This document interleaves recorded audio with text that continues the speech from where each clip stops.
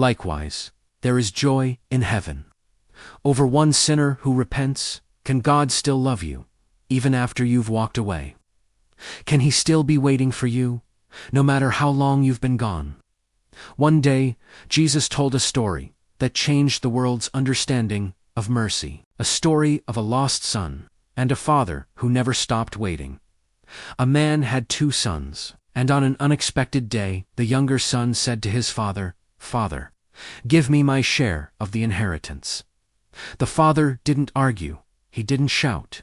He simply divided the inheritance between his 2 sons. A few days later, the younger son gathered everything he had and traveled to a distant country, far from home, far from safety, far from his father's heart.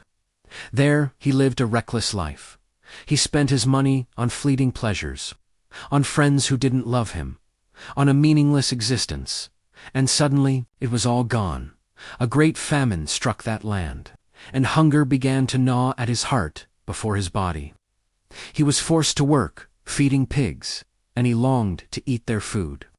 But no one gave him anything, and at the bottom of his brokenness, his conscience awoke. He said to himself, "How many of my father's hired servants have more than enough bread, and here I am, starving to death? I will get up and go back to my father, and I will say to him, 'I have sinned against heaven and against you. I am no longer worthy to be called your son.'" He no longer thought of the inheritance, but of his father's embrace. And while he was still a long way off, his father saw him. He didn't wait for a full apology. He didn't demand an explanation. The father ran. He ran with all the longing of the years. He threw his arms around his son, who was worn out by regret, and kissed him with a mercy that asks no questions. The son tried to apologize, but the father interrupted him with commands full of love. Bring out the best robe. Put a ring on his finger, and sandals on his feet. Slaughter the fattened calf. Let's eat and celebrate. For this son of mine was dead and is alive again. He was lost and is found. But not everyone was joyful. The older son, returning from the field, heard the music and dancing. When he learned of his brother's return, he became angry. He said to his father, "All these years I've been slaving for you, and you never gave me even a young goat.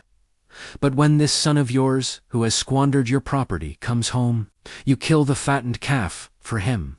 So the father went out to him as well, and with a tone full of tenderness and wisdom, he said to him, "My son, you are always with me, and everything I have is yours.